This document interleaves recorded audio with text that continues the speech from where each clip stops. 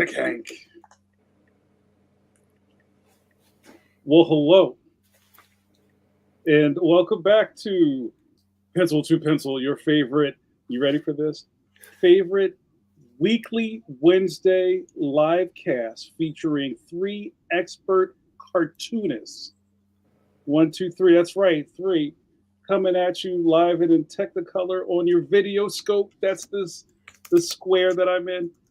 I think my mother would be so proud, Steve Conley, to know that I'm a square on the internet. But we do live in the future. Look at that. Let me do some introductions. I'm in my blue period right here. You see this? My name is Jamar Nicholas. I am your first host. I'm a cartoonist in good standing on the board of the National Cartoonist Society and also the Philadelphia chapter chair. On top of all that fantastic stuff, I am also the creator of Leon the Extraordinary, a fantastic series at Scholastic under the graphics imprint. The next book was it next week? Next week, it is in stores. Leon Worst Friends Forever, the follow-up to the smash Leon the Extraordinary, will be out. Go get yours. Why don't you?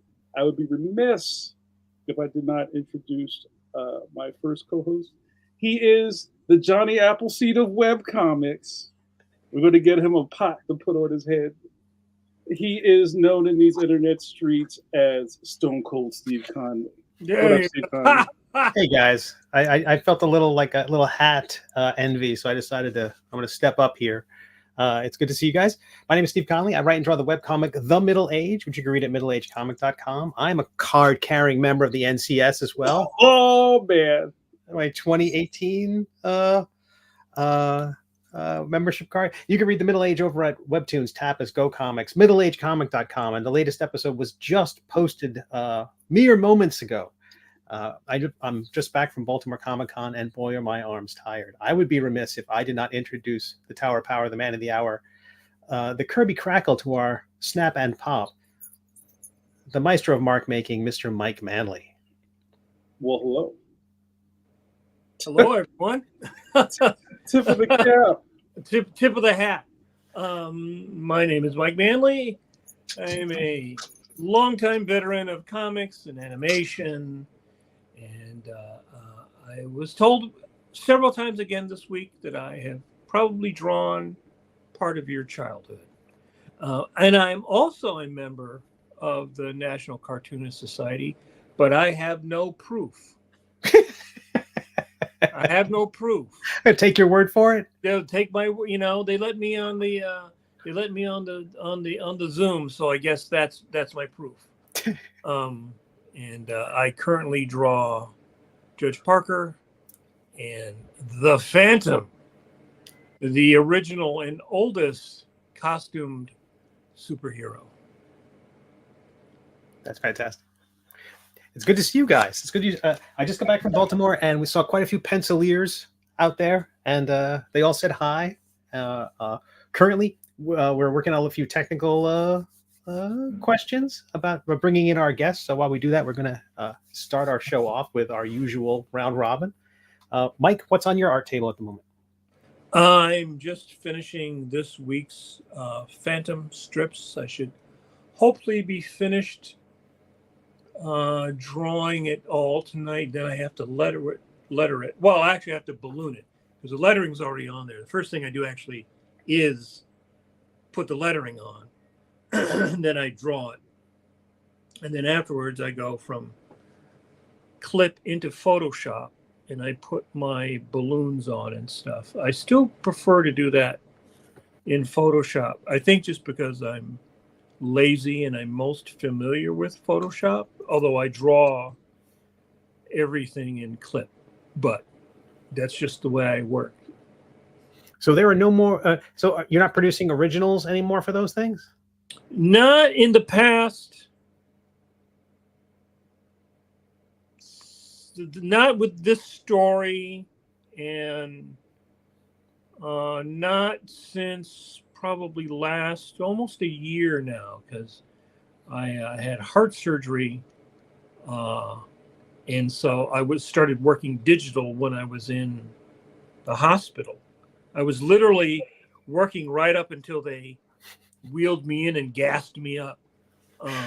I imagine you just unplugged some sort of life-saving device and plugged in your seat. Yeah, just have them put a 3-pronged port, in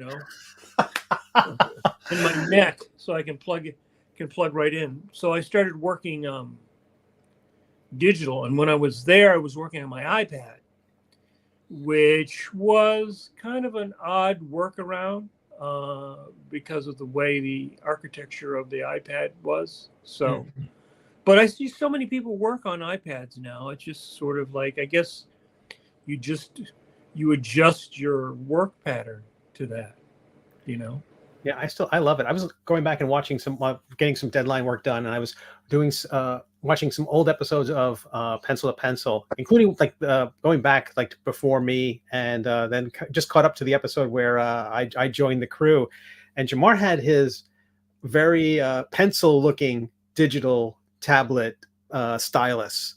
It's one that looked like a fat number 2 pencil. You still have that? Your mic might be cut, Jamar. Sorry about that. Yeah, so I still have that. Hold on, let me look at my makeup bag that I keep my art supplies in. Here it is. Do you still use that, or is that? Yeah, no, it works. Yeah, so I use this. I'm not an iPad guy. I'm a Samsung dude. This works. This is basically for the S Pen, and I forget how all that science, Star Trek stuff works, but this thing works perfectly on the Surface. So I have a little grip on here, and it feels like I'm holding a pencil. That's beautiful. That's beautiful. I haven't worked on it in a while. I've been kind of at my desk using my Huion lately. I'm also off of the whack of teat. I don't really mess with them anymore, so I'm a big Huion guy. I think a lot of people are thinking about that. Is Leon paper, or is it all digital, or a mix of both? Well, the first book was a mix, and the new book is all digital. And just to kind of save me some brain thrust, it's all digital at this point. But I always think about getting back to paper, and it's nothing better than a stack. I did the cover for this. I don't know if I shared this before. The cover of Archie. Yeah, The Decision, and I finally saw it I finally got to read it in Baltimore, and I did this one traditionally just so I would have the art to sell. It feels like my choice of whether it's going to be traditional or digital is all about if the art's going to be worth more than the rest of the gig, Wouldn't it be weird if they just paid you that up front instead of having to sell your pages to make that back? Well, I know so many guys for a long time would pre-sell their work, so they would be doing an X-Men issue or this or that, and it was already pre-sold. Somebody already buying some Adam Hughes job or whatever, and so they pre-sell. And I still think that's one of the reasons why people do a lot of the alternative covers, because people want to be able to buy the covers. I mean, for a lot of artists, that was and still is a significant part of their income, is being able to sell the originals.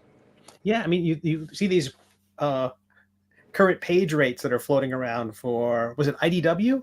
Mm-hmm. That was the purported page rates were quite low. I don't know if anyone confirmed that independently or if IDW confirmed that or not, but the thing that was going around was pretty. It was like $200 for everything. Yeah, all in. So I mean, having original art is definitely worth more than the rest of the project, the rest of the page. Yeah, I saw that going around. Then, of course, everybody, kerfluffle, everybody. And then I read that maybe that wasn't true, but I know that that's not an unheard of page rate from a lot of smaller companies, because even the top selling comics would be canceled when I started working in comics. Right? The top selling books, like if you sold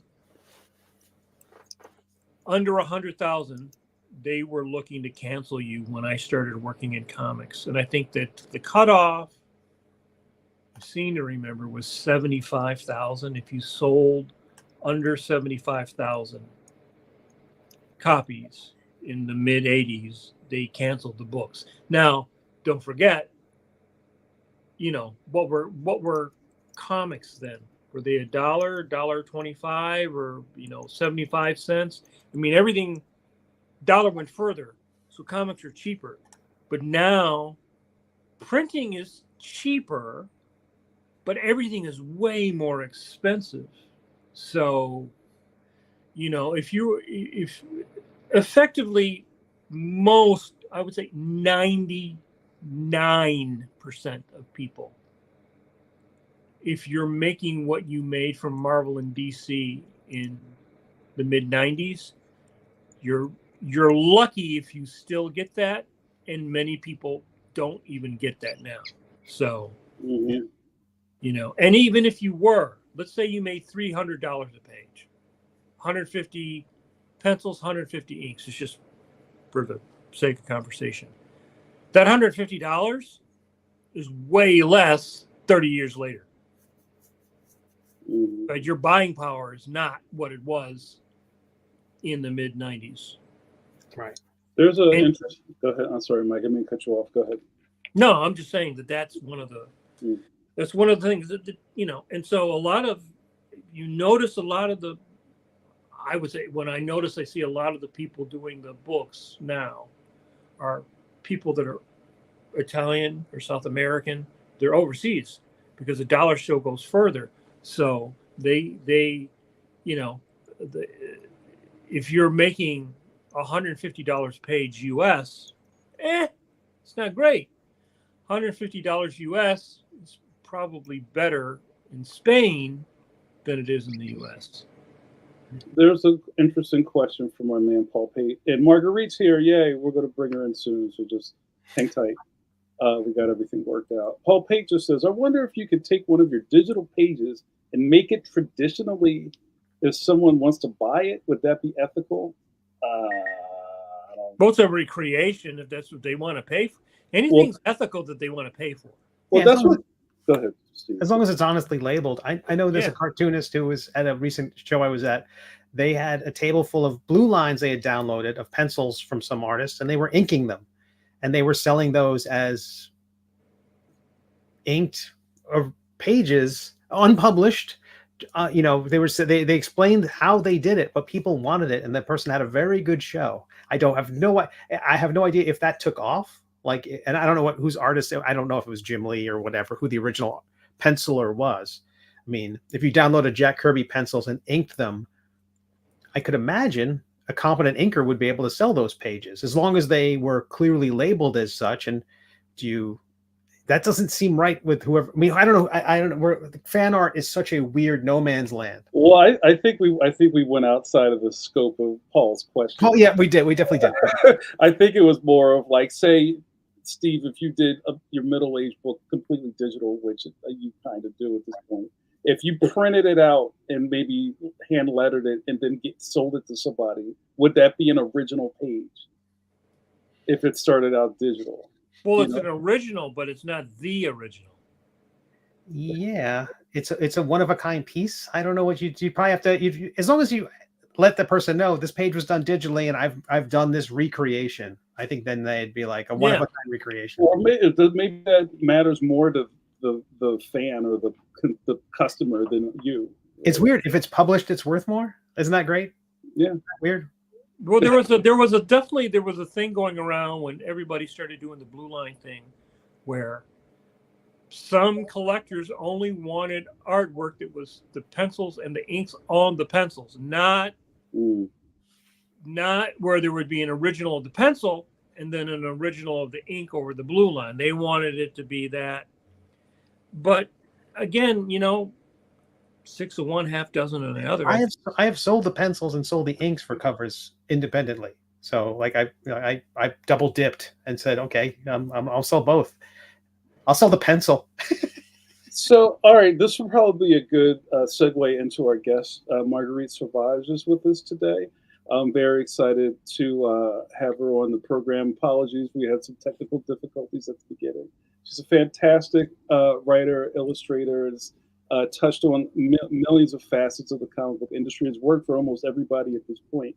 I think we're going to have a really brilliant conversation. I also know she's pressed for time, so I want to get us started here. So for everybody who is watching for the first time because they followed Marguerite in, welcome. We do this every week. We have expert guests. We're experts ourselves. Everybody wins. How can you not like that? So Marguerite, prepare for boarding and beaming in.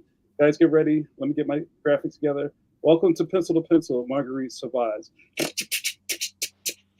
Yay. Hello. Hello. Hello. Sorry for the Oh, no sorry for problem. the technical issue. So I am on my phone, so it's Yeah, not ideal. no, Yeah. it's great. We can hear you fine, and I'm glad we're able to do this on your phone. Now I know you don't have a lot of time, so we're going to just kind of like get right into it. Yeah, that's okay. I think I can take a bit of extra time Okay, all because of this delayed technical issue. right, all right. So I guess you know what? Maybe we could just start by asking you how you weigh in on that conversation we were just talking about. How do you feel about selling your originals Uh, in the way you work? Is that complicated? I'm right into the previous question because I do work totally digitally. And so we started to try to do the 101 print. So I think it's difficult for people to understand that it's like a unique piece of work that you will sign, and because there is not like the texture and the paint and whole, but that for me it's the only mean I have to sell my pages. And I do think that if you are a collectioner or you really appreciate my art, you will buy some. The price are not like crazy, but Mhm.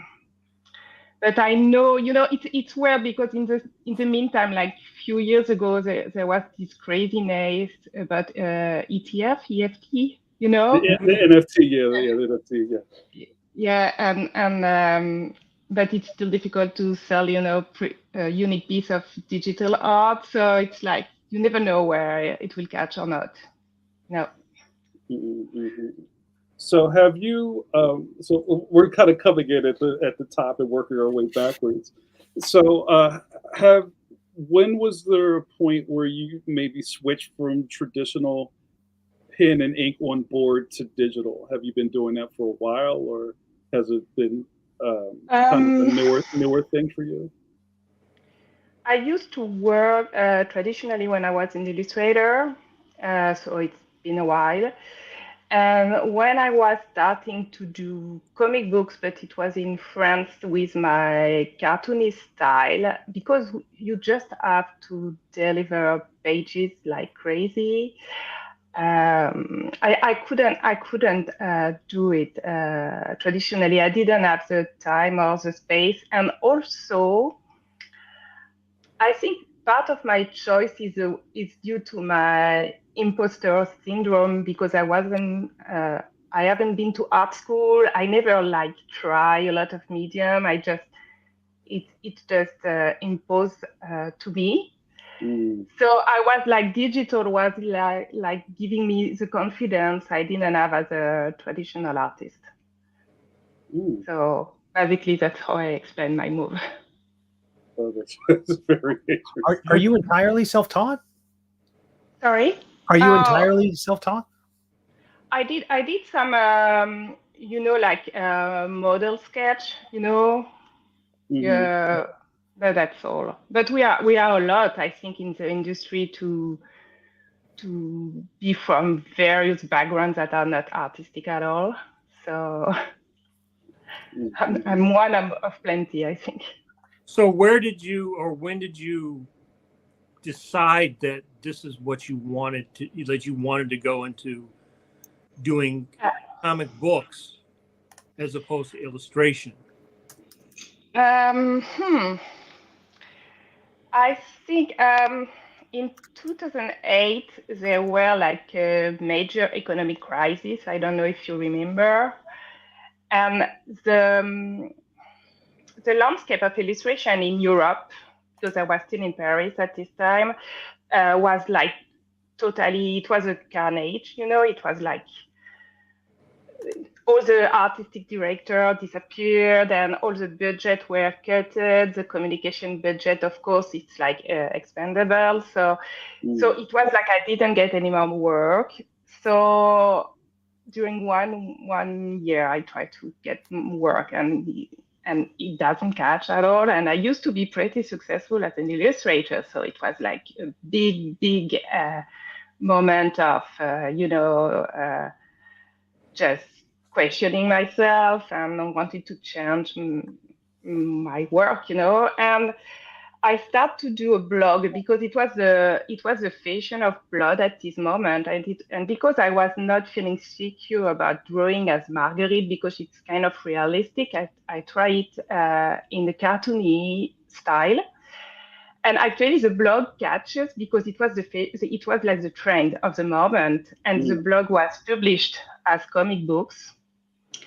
And then after I did few comic books, but still with my cartoony style for the French-Belgian market. I guess the BD, I don't know, the European comics.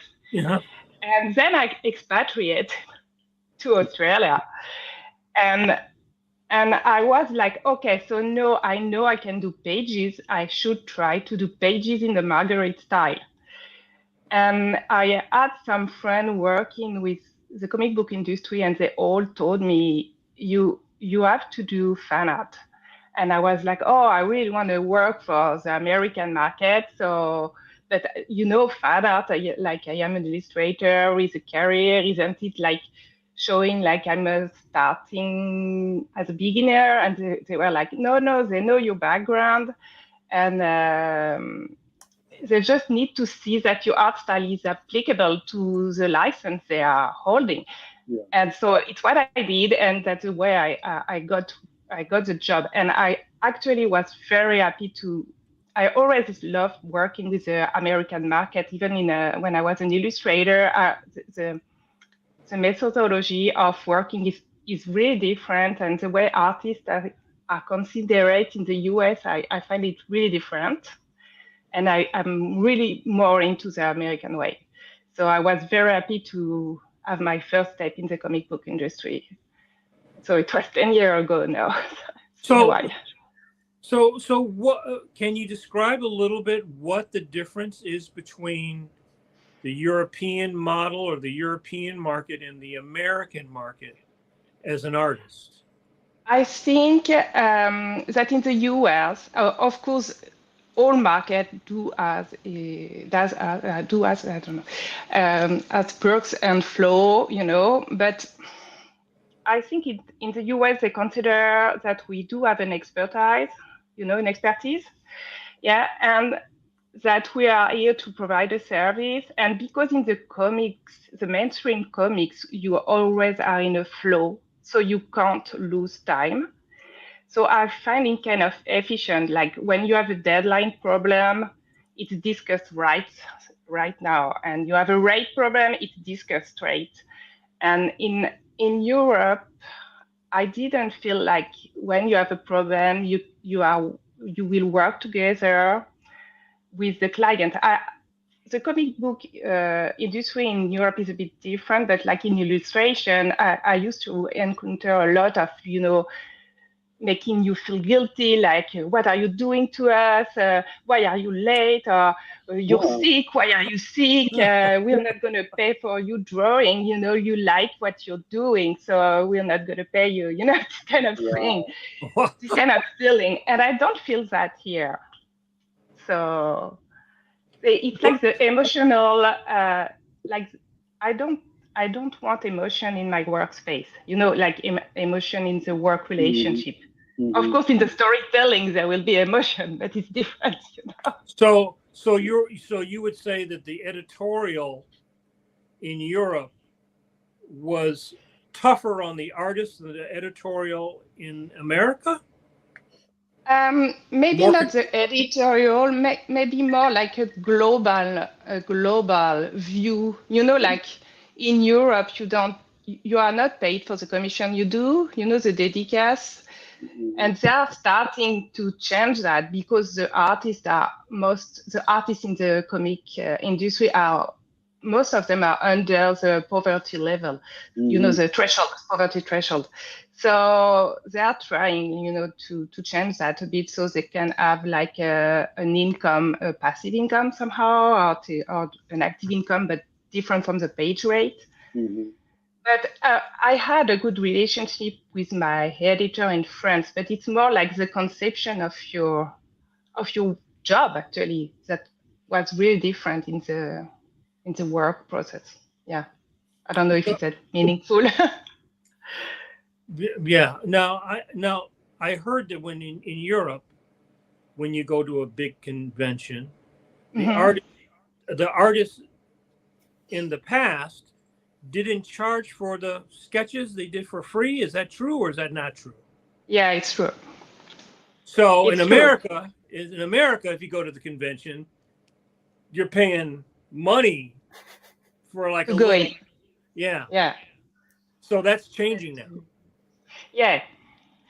It's not changing. It's just like some kind of a union of creators that can ask for the festival, like the convention, to pay a day rate to the artist.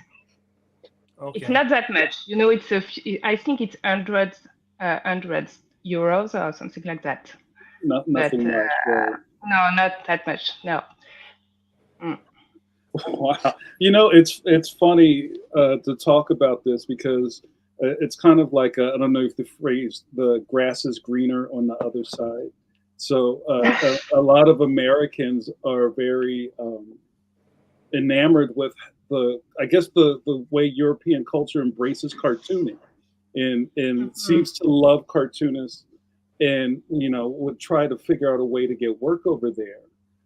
Just because, you know, as we talk about all the time on the show, it just seems like, you know, we get beat up a lot just for doing our craft, but it seems to be embraced in Europe. I don't know.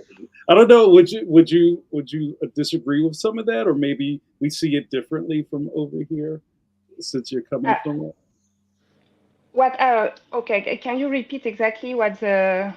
Well, I guess what I was getting at is that I know a lot of Americans are really endeared with, say, European cartooning, right?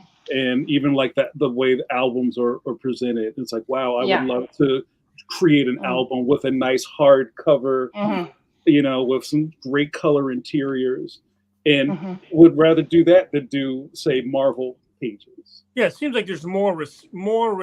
Respect. That's what I was looking for. You know, like Tintin or Mobius or somebody. I mean, they're cultural icons in a way that I know what maybe Snoopy is here or something, but I mean, not in the same way. Not in the same way. I think Tintin and Mobius, it's like you're quoting Jack Kirby and, you know, all these major names from the golden ages, which are not anymore. And also, I do feel, yes, sure, we do push more in Europe to, you know, I think something really like author, you know, like creator, yeah, like you. It's more close to the creator own, I think, or to the graphic novel market here. And yeah, sure, they do a lot of, the market is producing a lot of Marvel's books, and, you know, there is some very good editors that are really pushing the boundaries of making a good book, for sure.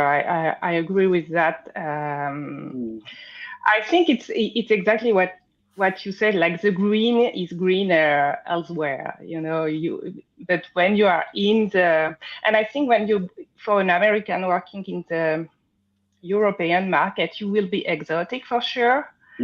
So if you're like doing a book specifically for this market, and not like, being booked and translate, which is different. So I guess, but there is way to do good book in each countries, I guess. You're right. Now, I got to interview Mobius once, and he Lucky you. he said that, he said that working in the way he viewed the American market was sort of like making a Frankenstein, because in Europe you have the writer and the artist, or the writer artist one, and here you have the writer, the artist, the letterer, the inker, the colorist. You have so many, and that is not normal for it's just production. It's because in Europe you have 1 year and a half to do 50-60 page, 50-60. Here you do 20 page in 1 month. So I think it's just Fordism. Right. Now that's the way I see it. Right. So now, did you, when you were doing work in Europe, did you always want to do work in America, or was that just something that developed because of the financial situation? No, I wanted to work in the American comic book industry since the image boom in the 90s. Because we got the wave in Europe certainly later than you, but it was like, oh my god, and I grew up surrounded by comics, but European comics, and my brother, they used to read the Strange. Strange was a magazine publishing like US comic books in France.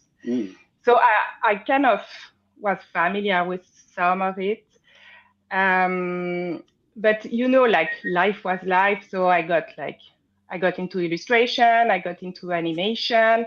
And when the occasion to work in comics occurs, I already had a career elsewhere. But what I always wanted to do, or was comic books, whatever the country, because I grew up with that and animation as well. But even like mangas, I was a teen into mangas a lot. So, just like the storytelling of comics that I love. Yeah. Now, as I understand it, that, and maybe I'm wrong, but at that same time that the image and the more American stuff was coming, the younger generation in Europe was also embracing anime and manga like the kids in the United States. So now you have now I see a lot of hybrid of the like Belgian style or the clear line style mixing with the manga or anime influence. So now you have a generation of people that like everything is mashing together. Yeah, that's true. Yeah, but even when you go through the webtoons right now, it's like sometimes it's such a mix of plenty of influences. I know if it's the good part of everything, it's good, Did you ever have you tried online comic publishing like webtoons or anything like that? No, only the blogs. The blog, there were no webtoon. So it's kind of the same, it was like one story a week, something like that, I think. Right. Is it still up? Is it still available? Can we go see it? I think it's not. I think they removed it. But I will have a look and send it to you if you want. Okay. So it was nice to apply.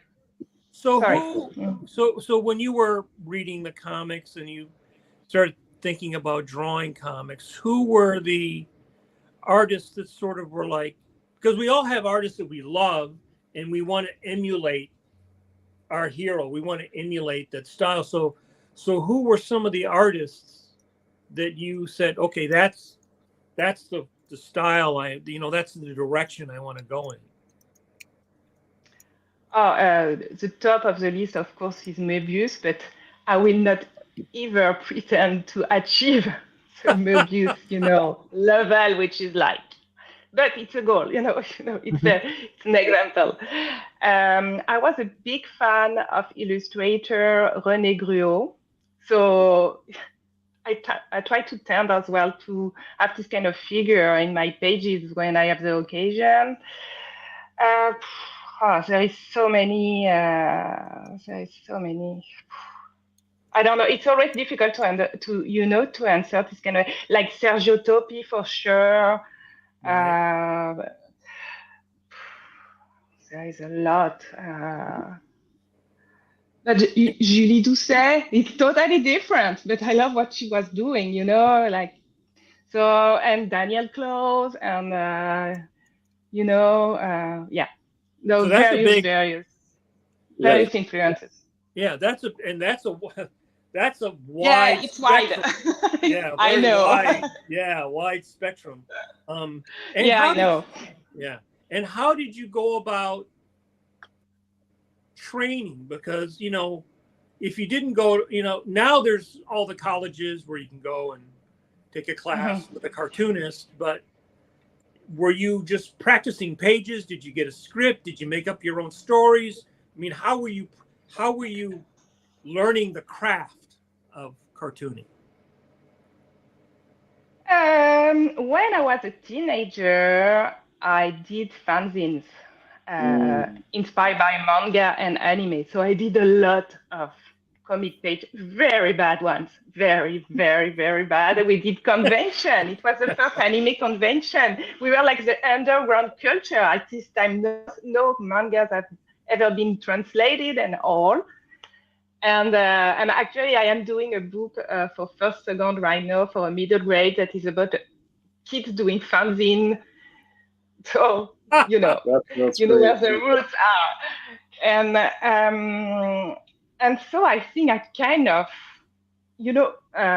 soak in it. I don't know. I was, and when I had to do my comic book pages for the actual BD market, I think I just got the script and just do it. I didn't really train. And I think that explains a lot of the mistakes obvious on some of my pages, especially at the beginning. And still I am learning, you're learning all the time, I think. But so yes, it's like the storytelling is kind of intuitive, and I guess messy as well for me. How about your pacing, like your timing of your pages? Did you have a good handle on that, or was that something else you had to kind of learn over time? The pacing, it depends on the project. I feel like most of the time I have no time. So the less I think about it, most of the time is the best. Otherwise, I will be scared. I do. You want to know about the work process or just the steps? Well, yeah, you could talk about your process. Yeah, we love process. Yeah, that's what we do here. The process is, I think it's very like basic, like everyone, like doing the layout that only me can understand, like super messy layout, of course, photo ref, especially when you have something very specific to draw. And I jump to the ink straight when it's a Marguerite style. But also sometimes with the cartoony style, but with my graphic novel, I will deliver some of my messy layout, but just for the. But the first thing my editors see are my inks, actually. Wow. So because I'd rather redo the page or the panel than, just going 2 to 3 times to the same page because I layered then pencils and ink. It's like just ink. I hate, I know some people like to redo the same drawing ever and ever, and I hate that. It's funny you say that.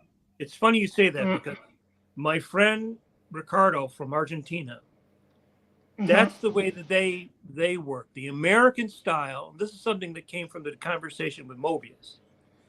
Americans do this very tight pencil because of our system where Jack Kirby did the pencil and they had 10 guys who could ink them, but not 10 guys who could draw like Jack Kirby.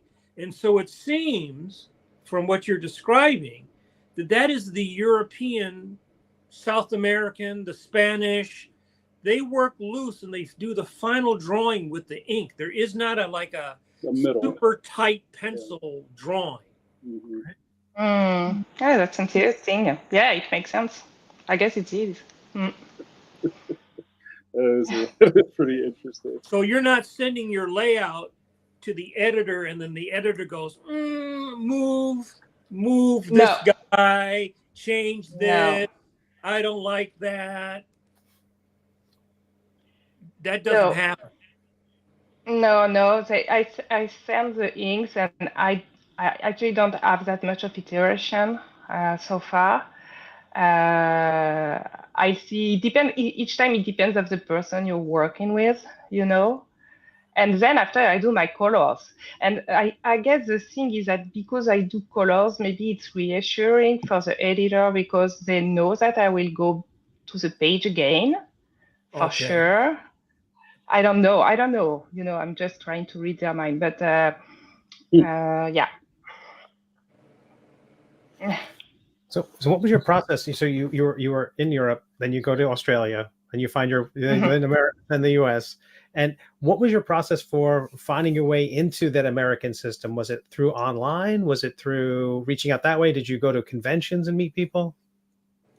Online. I never call people. Everything is by email. If you ask me to a Zoom, I certainly will try to avoid it the more I can, I hate that. So, everything's through email. And of course, I did have some Zoom meeting for the graphic novels because it's a big project. You will work for months or years. Sure, you have to meet the team. And I met my editor later after having done many titles with them on show, very. It was not formal at all, so that's the way for me. I am not. I am the worst at networking, so that's the way it was. That's wonderful. How do you think that affected your development as an artist? Because it seems like the way you are working, the publisher is giving you a lot more control or trust than we usually get here in America, because not on the strips. I mean, I just send the strip in. Same thing. I get the script, I draw it, they get the final product. There's no in between, right? But when I work in the comics, there's always, because often it's working from a plot. So you are getting a full script. I take it, not a plot. No, it's not the Marvel way. No, full script. And even for the one I write with a panel. I need the text. Right. But it doesn't mean I won't have to repanel when it's a script that need more paneling or less panels. Of course, I will intervene sometime, but so far it's tolerate as far as it serves the story, I guess. Right. Yeah, if I don't know the dialogue, I don't even know how to draw the person, because it's exactly. They're expressing the words they're saying, and if I don't know the words they're saying, I don't know what to do with their hands. Exactly. Mm. So when you were younger and you were learning the craft, learning how to do this, Mhm. were you looking Mhm. at magazines or samples of how other people, because I'm always interested in how people learn how to do this, because we all use the same pencils, we all use the same brushes, but everybody, their path is a little different to get to the same point, but everybody moves around a little bit. I actually, that's a good question that I never kind of ask myself. I think it was when I was a teenager, it was more like, oh, I love Mobius, I'm going to do a Mobius. So I was reading Mobius, I was looking at Mobius, and I was trying to redo Mobius. And then after I was into Rumiko Takahashi, oh, I'm going to do Ranma, you know? So I was like doing Lum and Ranma. And so it was like just, and at some point, I emerged from that, you know? Yeah. And also looking at movies, you know, looking at some point I was like, oh, maybe thinking about camera angle could be clever, you know, this kind of thing, you know. Right. So, but nowadays, for sure, I have a bit more of, you know, I've read Scott McCloud for sure. You know, I've watched some podcasts, but not that much. And I think it's just immersion in the art, kind of.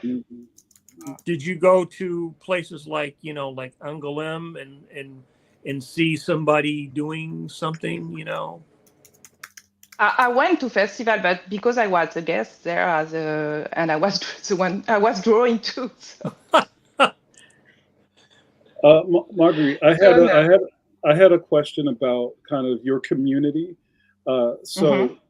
Back when you were in Europe, and even when you went over to Australia, do you have kind of like a tight community of other artists around you, or are you just the only one, or where are you kind of bouncing your craft off of? Do you have other people that you kind of work with, or even like kind of a virtual studio of other people, or is it just you?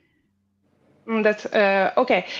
In Europe, of course, I did have a lot of friends, mostly in animation, Mhm. and then after a bit in the comic book industry of France.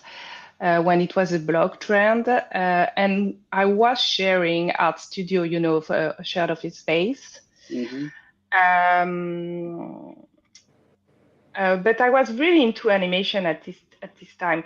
And when I moved to Australia, expatriation, it's really isolating. It's nice, you know. You grew up, you learn that you can adapt to a lot of things you were not thinking of before.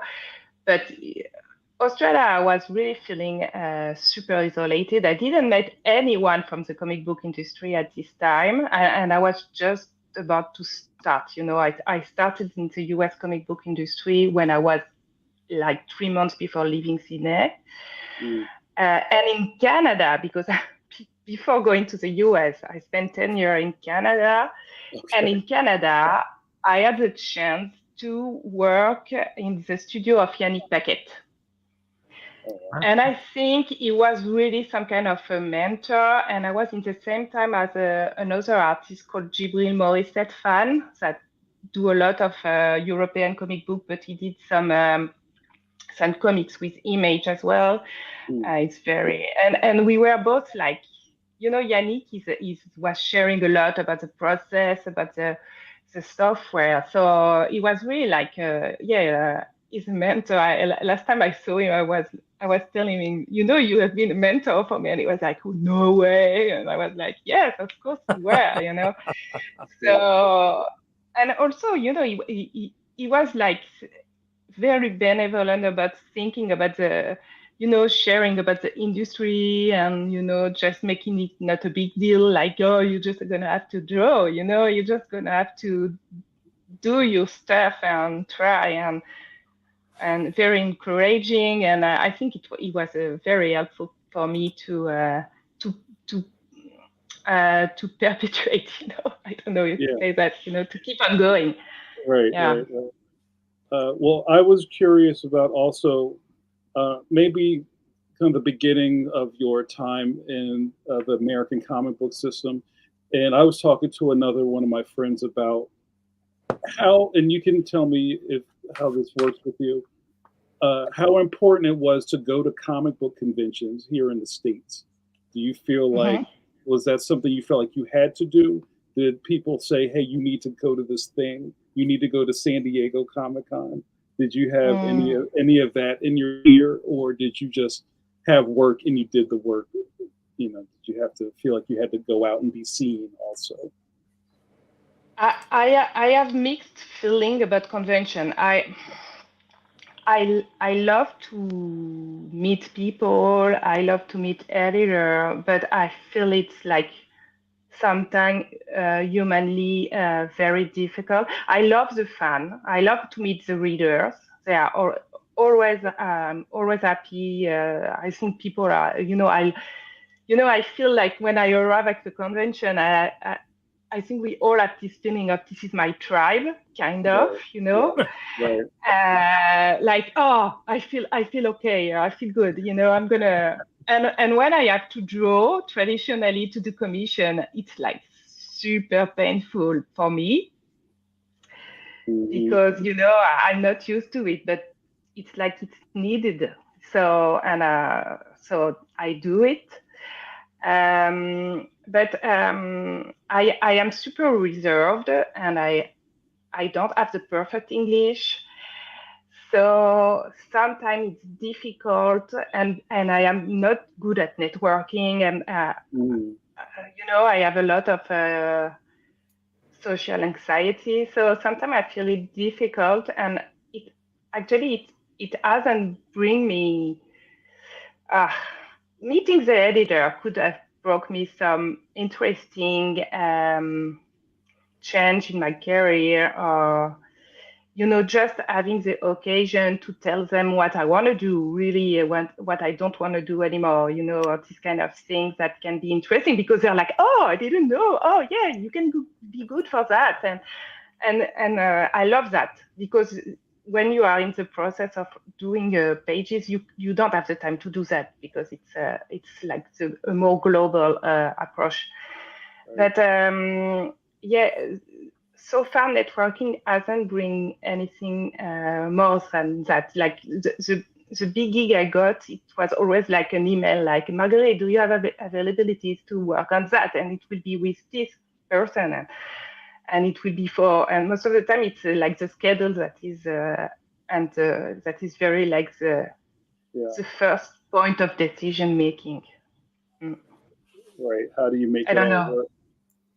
So, the schedule. Yeah. my last question about conventions and about commissions. Do you kind of tell people ahead of time you're going to be there and you have a commission list? Would you rather not even advertise that you're doing commissions, or do people ask you, or how do you handle commissions? I don't do commission prior to convention because I want the pain to be only on the day of the convention. But I should try to go back to traditional. But each time I tell me that, I am like, I don't have the time. I never have the time. But I when I advertise about the show, I say, of course, that it's gonna be with commission available. I can do the Mm, commission. mm, mm. That's funny. We talk about that a lot, and I know there are a lot of uh, cartoonists who, like weeks ahead of the show, start a list, or, Yeah, and they're or good at it. right, or I've also seen people running to people's tables at the morning of a convention to get to stand in front of your table. So so just speaking about social anxiety, I was Mm. wondering how things like that made you feel. Just having that kind Uh, of attention. for me, you mean? What are my feeling about that? Sure. Um, I'm not that big of a star to have people running to my table at the beginning of the show, which is good, I think. I don't know, because I'm going to be like overwhelmed, I guess. I really admire people that are able to do pre-show commission, and like Mahmoud Asrar is like killing it. Like each time I'm like, oh my god, or Jeff Decker, it's people like that are doing like this masterpiece as commission, and I admire that. But so far I'm not this kind of artist. Well, I think one of the things about a convention is that it's the complete opposite of your daily experience as an artist, because you have you see a friend, you see an editor, somebody wants you to sign a book, can you do a sketch, and you're doing all at the same time. Like you're trying to draw a hand. What does this character look like? Oh, here, let me sign a sketch. Oh, hi, Joe. You're doing it's like multitasking. So you actually have to work. You have to work harder. I always tell people, like, the fan, it's fun. You're relaxing. You go to see all the people. But for the artist, and if you don't have a bunch of people to help you, you have to do a lot of things all at the same time. So it can be kind of stressful, It is can stressful. Yeah. But I was also interested to hear you mentioned imposter syndrome, which is something that is a term that I never heard growing up. I never heard, even 10 years ago, I didn't hear that. But I hear that all the time, and it's a term, it's an idea that many artists have. Even artists who are successful still have even maybe a little bit of that imposter syndrome. And so how did you find out about it or realize, and how do you defeat it? How do you work with it? How do you deal with it? I sit in front of my computer and I tell me, Marguerite, do the job. And that's it. And I just start a new project that will take me years, and I was like, you're gonna suffer those first 2 weeks, like for sure. Like the first pages of a project, it's suffering. You're like, but you just have to do it. I don't know. For me, just I think when I was a beginner in illustration, I was like, because when I was still traditional inking, like, oh, this is not the right stroke, and I read it and I read it and I read it, and I was going insane, and actually nobody would have noticed this stroke, this line. And no, I am like, oh, it's gonna suck, and you might have to redo some things, but you just have to do something. I don't know exactly. No, yeah. No, do you think working digitally removes some of the stress of that? Because if you're working traditional and you're like, I'm gonna make the stroke, I'm gonna make the stroke. Yeah. Yeah, this is me. This is me, exactly. That's fair. Marguerite, I want to do a time check. How are you doing on time? I'm okay. I think my husband broke the kid to a park or something like that, so that's okay. Okay. Well, there's a couple of questions in the chat. Steve, would you mind farming some of those out? Well, I'd like to also talk about, since you're working digitally, how are you working digitally? What's your kit like? What your setup? I have sure. I have a Wacom Cintiq 21 UX, I think. Not the biggest one, but the middle one. And I have a Mac Studio, and I have a Huion that I do use like as a second screen. and I work on Clip Studio Paint and Photoshop. And I want to try Procreate, but I just have to find the time. Sure, sure. Which is difficult. Yeah. All right, we got some questions here from YouTube. Paul Pate, Okay. do you feel Okay. limited? Do you feel limited in the American market in terms of comics genre? No, but because now I am on graphic novel, I had to learn everything about because it's not the same publisher at all.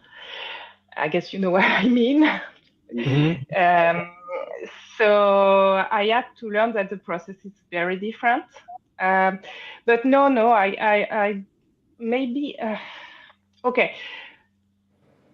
It's different. That you can do the same type of story, but you can't do the same type of album as in France, because in France we have like the regular 26 page albums that is not viable. I think in the US it will be a graphic novel, I guess. So, but there is all kind of genre. Yeah. Thanks, Paul Pate, for that. Billy Bob's got a on YouTube saying, not a question, but I just want to say I adore the way Marguerite draws hair. So that's very nice. Thank you very much. I get that a lot. I think there is something specific with my hair. Thank you. Just Billy Bob just saying what we all think. I also want to mention I love her Spider Gwen cover. So thanks, Billy Bob. Thank you. Yeah, that was a nice one to do. I love it. Thanks for notifying. We've got Kirk's Pencils on YouTube. What is your go-to tool when you have very little time to complete a project?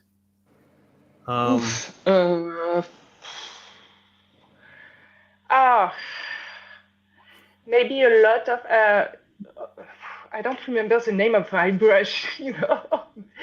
I use the India ink smooth in Clip Studio Paint, and I use a lot of the Neil Coiler halftone. That's great.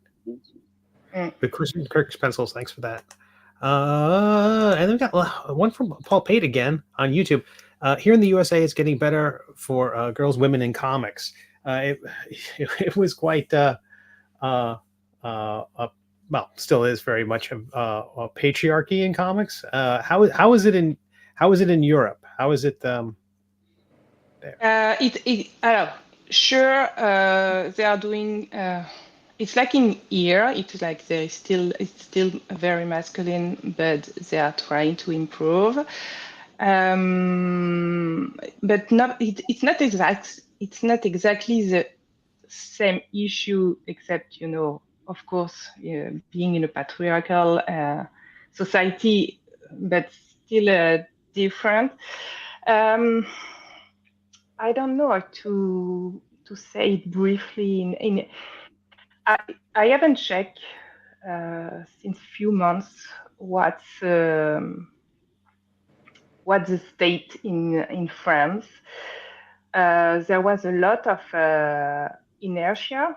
I don't know if there was a lot of reaction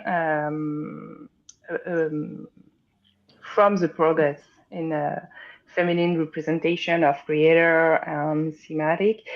Even if they are, it's more and more inclusive. There is I think every year in Angoulême there is a scandal.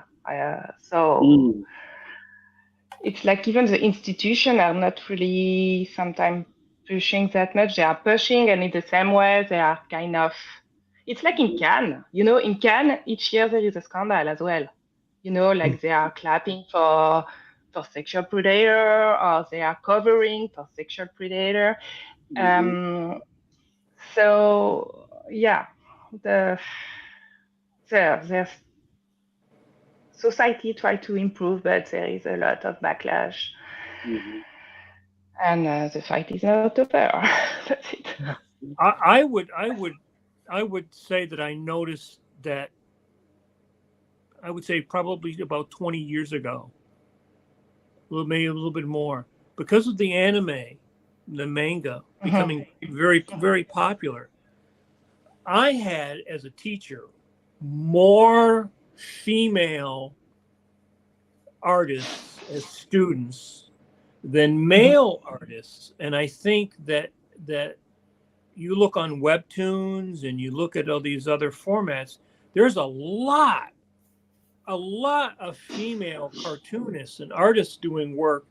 And when I was a teenager, even up until my mid-30s, it was almost always, when you went to a convention, it was guys holding portfolios. There was never a woman holding a portfolio. But now it's got to be at least 50-50, if not more. I mean, art school in the United States, there's more female artists than male artists.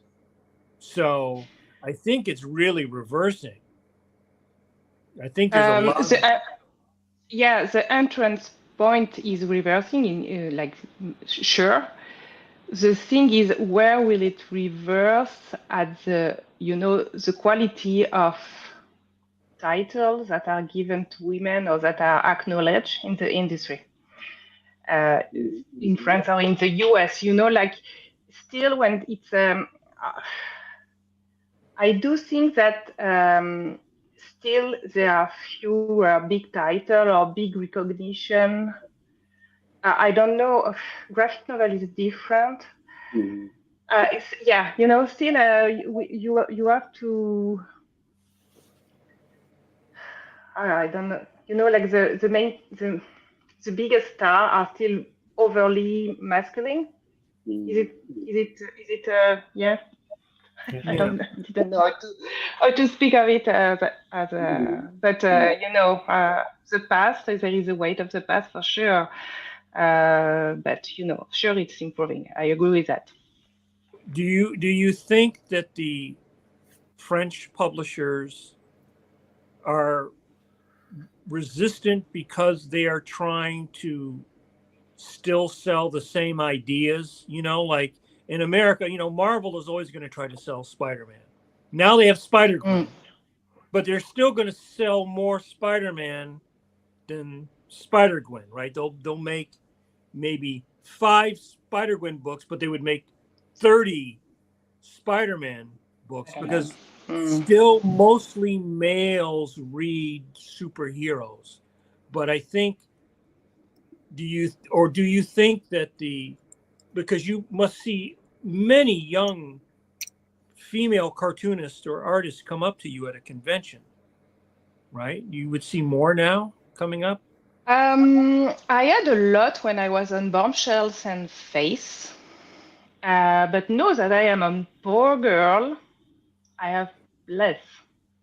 So, even if they try to move the character from the, the male gaze, and I'm not the first one that I work on trying to move the character, from the male gaze. And for sure, the editors, they also just want to make money. Maybe not the editor, but the people in sell. So we will redo that license again and again, and for sure,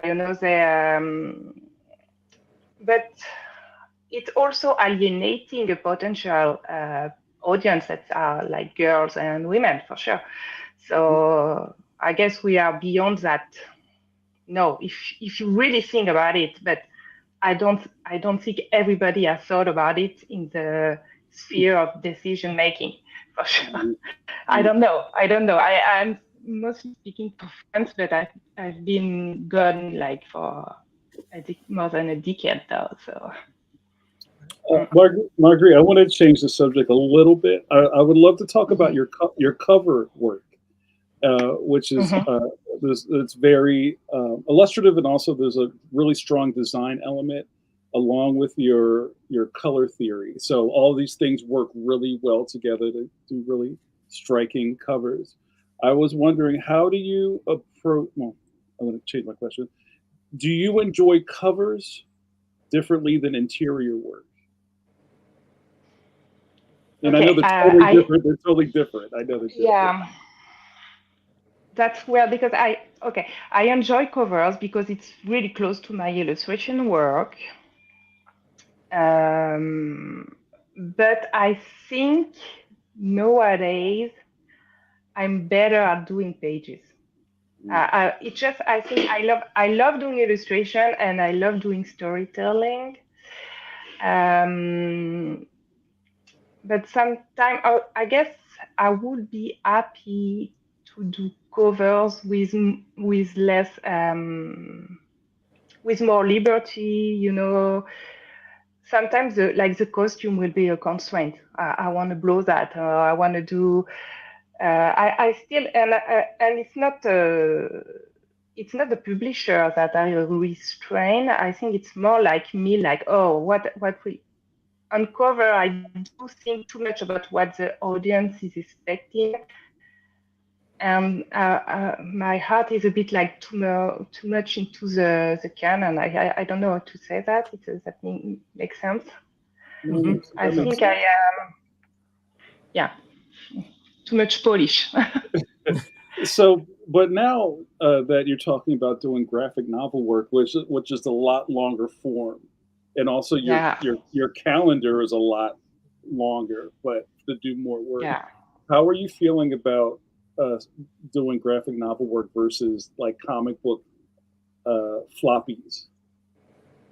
I rather do standalone story. It can be a miniseries, you know, but I want to I want a story with the end, and I want to see so I can catch the character better, you know.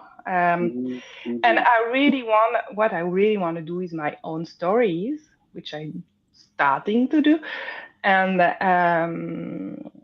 so maybe I will get, maybe at some point I wanted to jump back to doing other people work too, you know, other people's stories too. So, Mm-hmm. but yeah, it's I don't know. I just started, so it's like, yeah, finding the balance. That is it. I don't know if my process is gonna be viable, you know. I have Right. 2 to 3 years ahead of Well, me. right. You know, just my question is coming from being in that space when you're talking Yeah, I about know. like doing like Mm. monthly 22, 24 pages of something and then plotting out 240 pages of Okay. something. Yeah. Oh, so what I do is I separate I have a 540 graphic novel to deliver for in 2 years, so that's a Mhm. lot. That's a lot. Yeah. And I have another one in the meantime. Mm. So it's kind of the same workflow uh, as doing 20 page a month. Yeah. So it's just I'm still in the same workflow. And I think I prefer not to overthink because I already overthink too much in my life. So That's great. And I'm mm, glad that you're able to. You look. I mean, and just talking to people who aren't creatives about that giant amount of pages would just crush somebody to think about it. 500 mm, what? I could Yeah, I right. just I couldn't, you know, yeah, I but know. you look at it as you know, I do 20 pages a month. I'm doing 20 pages a month. It's just the finish line is far down the road, Mm, you know, so it's interesting mm, to consider it in that way.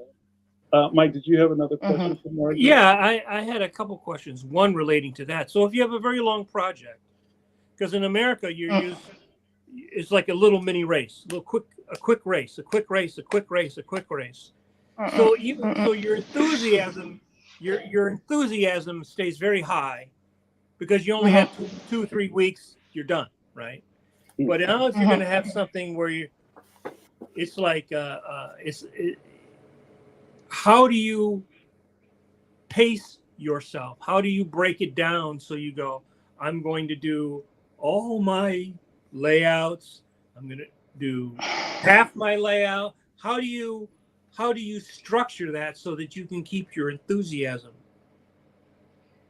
I already know that at some point I will be very tired and I'm gonna need like breaks.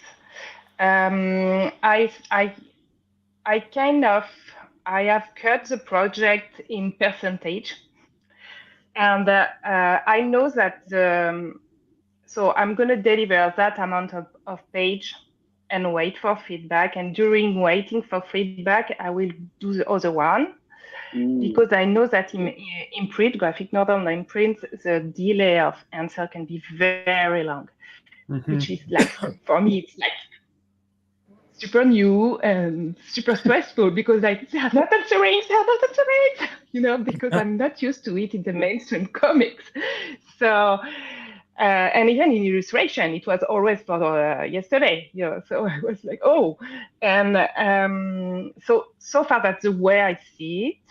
But maybe I'm sure at some point it will be super messy and bloody, and I don't know what. But hopefully I will be able to manage it to the end, and with the level of artistic. The artistic level I want to achieve, because I want to do good work till the end, So that's the way I see it, Now, and the other question, other question I had was, how do you feed yourself artistically? Do you have a sketchbook? Do you do things outside to charge your battery? Because when you work on a long project, you drain your battery, comes back, you drain your battery. What do you do to get yourself inspired? What do you do? Do you have a sketchbook? How do you maintain your, what I call like your art heart, your heart, your creative heart? When I have to do a break, I don't draw. I am not one of these artists. Drawing is not like, I love telling stories, but drawing, there is always a bit of pain. So if I have to refuel, I stop. I watch a lot of things, like a lot of people, and so this is fueling a lot. But I try to watch, and while watching, I'm thinking about what is the story trying to tell me? What is you know what it is? I guess you are all creators, so your brain is never totally on pause. You're always like, oh, this can be interesting for that, and I note things for sure. I have like a lot of post-it, and I have notebooks, and these kind of things. And if I need to totally refuel, I get out. I go to a show. I see friends. I go to museum. I make a walk in nature. My kids actually fuel me a lot. I know that can be super cheesy, but it for sure, seeing the way she reacts to things, what she enjoys, what I'm going to read with her. It's always like very interesting. So just life, I guess. That's wonderful. Yeah. I find that very fascinating because some people, when they unplug, they completely unplug. And some people are never, like you said, never unplugged. Part of your brain is always going. I have like two more questions for you. Then we'll start wrapping up so you can go back to the rest of your day. And this has been a great chat. I hope you've enjoyed this, Marguerite. We've had a lot of fun talking. Yeah, thank you. I really enjoyed the dishes. Yeah. So one of my questions is about your color theory. Where did you develop your kind of your mental palette for how you're coloring your comics? It's super intuitive, so I have no theory at all. I remember when I work on Power Girl, because there were a delay, and I had to there was a special which was a standalone, and I couldn't do the color on it, and I had to deliver the page to a colorist because the month that I should have had for the color was like half because the script was late, but it's not, it's nobody's fault. It's just the process. And that's comics. Yeah, that's comics. Yeah. I was like, well, okay, so someone was super stressed. Everyone is stressed now, and Yeah. we are all stressed. And the colorist told me, oh, I'm going to apply the same color palette as you. And actually, I think it would have been better. She would have done her own palette. And she told me, I'm going to learn about the white point. And I was like, what is she talking about? And I just realized I had no theory about color, and that my Mm. color are very bright and there is white. And I think it's the illustrative background that is just popping in, like, and even still, I try to resist to do too much realistic rendering, but sometimes the more I am I guess the more I am in a rush, the more realistic I will go because it's like easy. I don't Yeah. know, it's weird, but because it's more difficult to think about the graphical things. So Mm-hmm. I kind of miss that, even with color, because color can be very graphical. It's one of the points where you can be very graphical too. So Yep. yeah. So whose color do you like, or you would say you were influenced by as an illustrator? Ah, Mobius again. Okay. René Gruot again. Of course, I was raised like with some Mucha and Art Nouveau everywhere, and and France. You go to museum, you have all the impressionists, and it's like you have a very good museum in the US too, but like Europe, it's crazy.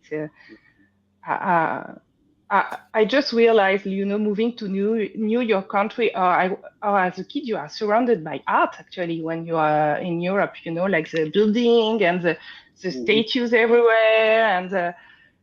And I think that, and also painting, the mosaics, and I don't know. Yeah, I think it's just, again, immersion, and Mm-hmm. Mm-hmm. yeah. Well, I love that over the past maybe 10, 20 years, you've seen the American comic book palette, if you want to call it a palette, really open up. To there was a point where Mm, people weren't using pinks and blues and mm, like sea greens and things like that in pages, and now it's just wide open, and I love it. I love when a yeah. good page pops out like that. So my last question for you, and maybe there'll be one more question, but we want to try to wrap up the show. Is Okay. speaking of recharging and everything, do you have office hours? How do you structure your day of working? And if you'd like to talk about that. I have kids hours. I have school hours. Hmm, hmm, hmm. Yeah, Yep. sure. My day are way shorter now, but it's also more healthy, I guess, because I have my evening and my weekends, and Hmm. because I want to be there for my family, and also, I did a lot of overtime at the beginning of my career. I think at some point you're just like, no, I'm not doing that anymore. It's not worth it.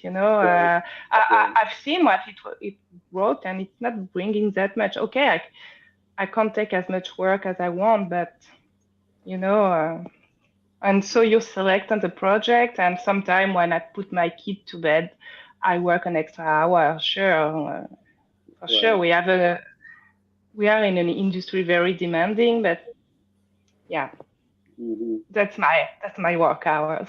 And so you have kind of at a point you're not going to do an all nighter anymore or Oh anything like. no, sleep. Okay, sleep is overrated, but not that much. You need to sleep.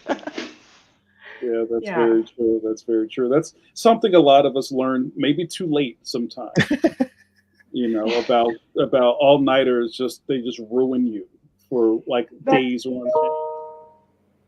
Well, children but are I children. I oh sorry. Go ahead, No, Mark. no, go ahead, go ahead, go ahead, go ahead. No, if I am not a morning person, so well, I do work in the morning because I have no choice. But I guess if I had no kids, I will work late. Before my kid, I think when people were asking for me to have dinner at 7 p.m., I was like, oh, it's the middle of the afternoon. What are you saying? Because that's not anymore. I eat at 6, so. That's right. Yeah. I was gonna say that children are like a clock, because when I was with someone who had a young child, you're right. They get up. You get up when they get up, or you get up before they get up, or they get you up and then they go to school. And a lot of people that have kids, they have to maximize the time between they go to school and they come home, or then you got to go pick them up, or then you got to have dinner, and maybe you get a little time in the evening, or maybe not. Right. Maybe not. Maybe not. Probably more maybe not than anything else. Yeah. Yeah. So, go ahead, Margaret. No, but sorry, but it's just an anecdote. I don't know if I have the time. But go ahead. For an anecdote, Yeah. the first gig I had when I was off of my, so I in Quebec, because my kid was born in Canada. So in Quebec there is a very nice paternity and maternity leave. This is progress, paid by the government. But the first gig I had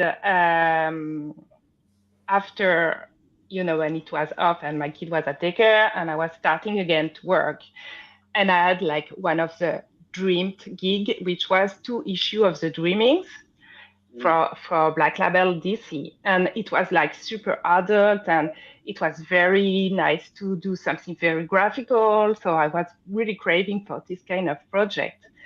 But I haven't worked for the last 6 months, and I was like, I've never been that stressed, I think, like for work since ages. And I was super overstressed.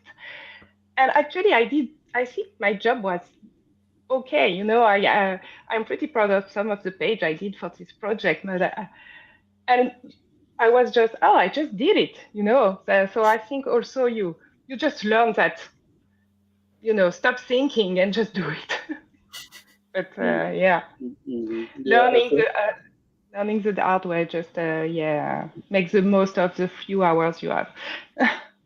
And one of the reasons I asked you this, and we ask almost everybody this question, is just kind of like, how do you make it all work? Because already this seems like a magic trick to most people. But then on top of that, you put on a family, and you put on and all the other stressors that come with, having other people that are depending on you trying to do this level of work seems really hard for anybody to do. That's funny. Oh, sorry. I was going to say, you can't wait for the muse to come in. You got to sit down.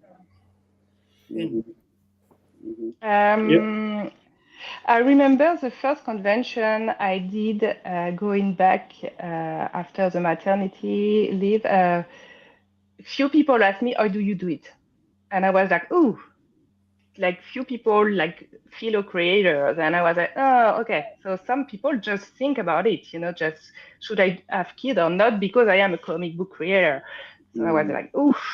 I think you have to make choice. Of course, I work less. I'm less everywhere, and because I am on my graphic novel now, I will kind of disappear. I think because I won't have that much of time to do personal illustration, and hopefully people won't forget me that much, because I know like fueling the social media or doing my pages, I have to make a choice too. So, just have to make choice. Yeah. So with that, I have all these questions. So with that, does that also limit how many appearances you make, or how much travel you're going to do, or how many conventions you're going to do? Oh yeah, totally. Yeah. I have to be selective. Are there any shows that you have to go to every year? Like, do you feel like you have to go to New York Comic Con or San Diego or anything like that? No. I tell myself I should do reality show, but there is no mandatory show. No. Good for you. So That's great. yeah, yeah. I guess when I will have some book out, maybe it will be more mandatory. But nowadays, no, it's not. And how do you handle your social media? Because I mean, for some people, that's very important to keep your flag waving. When you're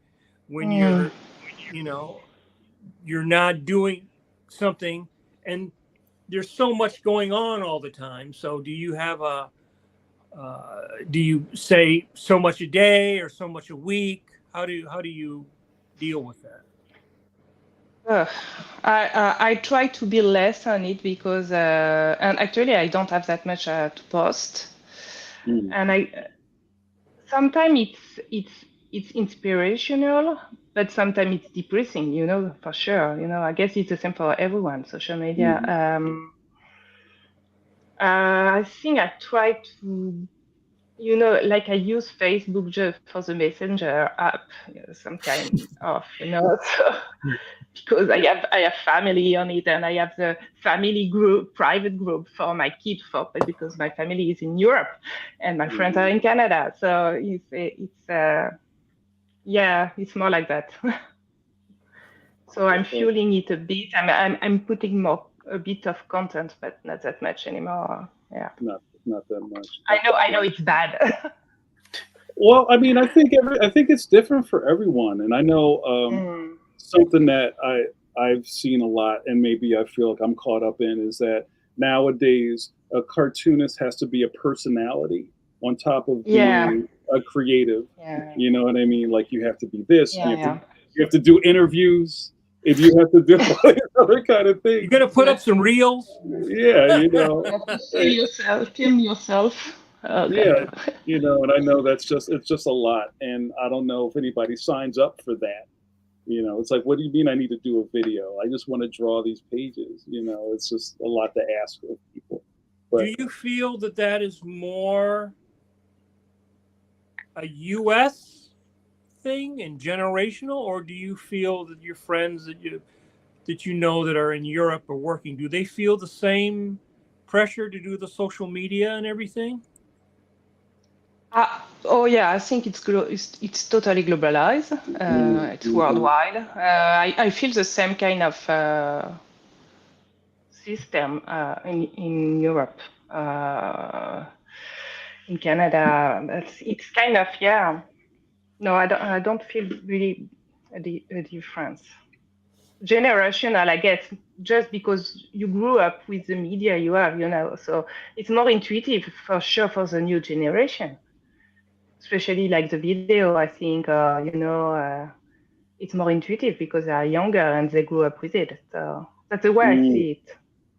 Yeah. And do you still read comic books? Do you still go to the store? Do you still look, I read graphic novel and trade paperback. I have the old-fashioned. I love paper. Yeah. That's fantastic.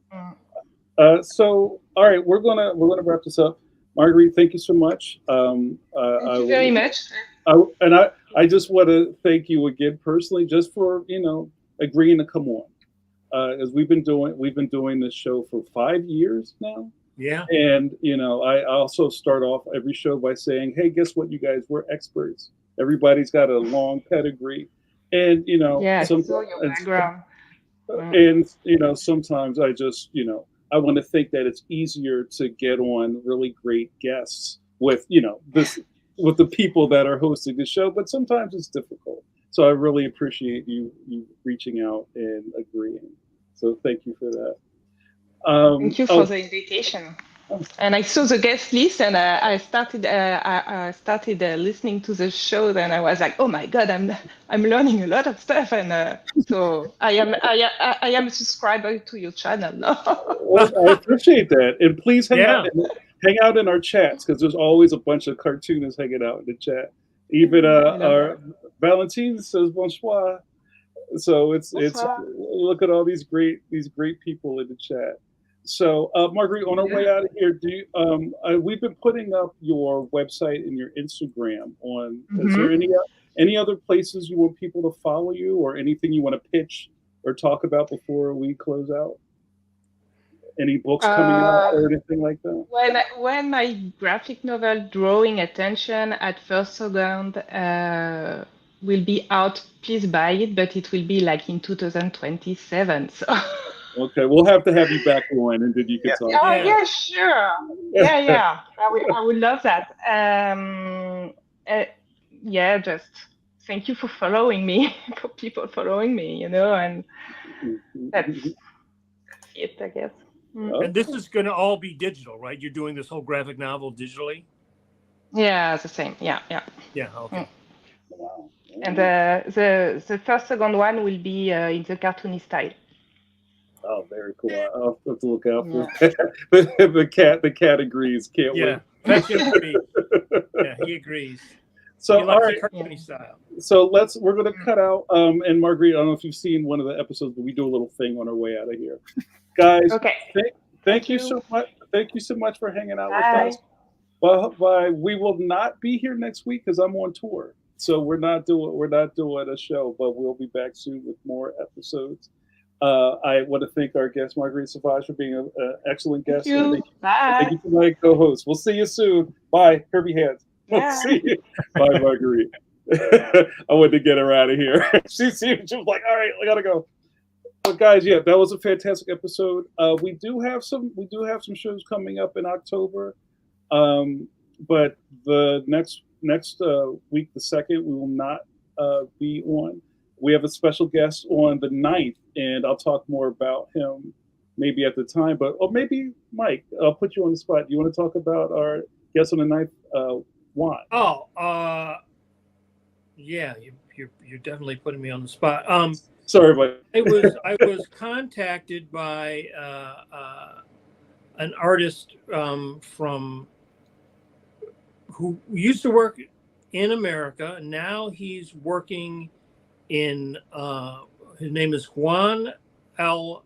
Barron, and he is living and working in Japan doing he's a mangaka, I guess is what they call it. He's living and working.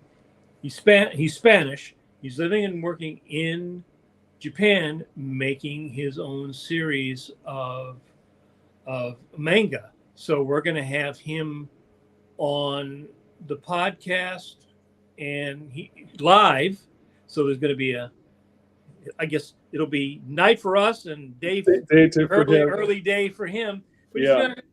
I think it's going to be really fascinating to talk, just like we did with Marguerite, about the difference in the Japanese market and what he has to do, his work process compared to the American process. He for many years, I guess, for Marvel and DC. So I think this will be another great learning and lifting of the veil of the global cartooning culture, which we are all part of. And like we learned tonight, there's fantastic people all over the world making comics, all kinds of comics. And it's sort of easy just to think, Superman, Batman, Wolverine, or Blondie or something. But there's people all over the world making all kinds of fantastic comics, and I think that's a big goal of ours, is to try to bring more of these people from around, cartoonists from around the world, onto the podcast when we get a chance to do it. Yeah, I'm very excited. Steve, you have any last words? I'm putting everybody on the spot. Right? No, it was a fantastic interview. Great to see all the pencilers at the Baltimore Comic-Con. We got to see Tom Zoller and Bob Harrison and Roger Ash and Ronaldo. Everybody was there. It was great to see him. Did you want to talk about the schedule? You're off next week. You want to talk about where people can see you and cop their early copies of? Yeah. So put you on the spot. Yeah. Is So there a street date? Do you have a street oh date? yeah, it's the 1st. Yeah. So Words Friends Forever will be out October 1st. It's like right there. It's like you can touch it. 6 days, 5.5 days. I know. So I have some travel on my shoulders, and I have a bunch of school visits that I can't really tell you where I'm going to be because that's weird. I thought you had sunshine on your shoulders. I've got a pep in my step. But I do have a big signing here in Philadelphia on October 5th. I'll be at the Barnes & Noble in Center City or Chestnut Street. 1 p.m. comes. Then you'll be burning donuts in front of City Hall. Yeah, the city's crazy. That's a whole other story. That's another podcast. That's a whole other podcast. Oh, thank you, Tom Zeller. I will be at New York Comic Con. I will be there. I'll be signing at the Scholastic booth. What date is that? That is what is that? The weekend, the 17th, 18th, 19th? Something like that. It's like right in there. But I will be in New York to sign your books. I'm very excited about that. And then more to come. But so we have a signed reading between now and our next episode in 2 weeks. Everyone has to catch up on reading Leon too. That's right. You better, because there's going to have a book club. So you're gonna have a worst test forever. That's to Mike's credit, Mike was like, "Yo, what are you doing for Inktober?" I was like, are we doing Worstober? I was like, I made a prompt list for October. Oh, so you did? Okay. I did. So I'm going to post that really soon. I got to make a slide for it. So hashtag Worstober is going to be, what does it say? Oh, yeah. Thank you. My schedule is so crazy, guys. I don't even have it all together. But Worstober is going to be 31 days of really bad kid prompts. Right. So it'll be like, to give you an example. So like homework,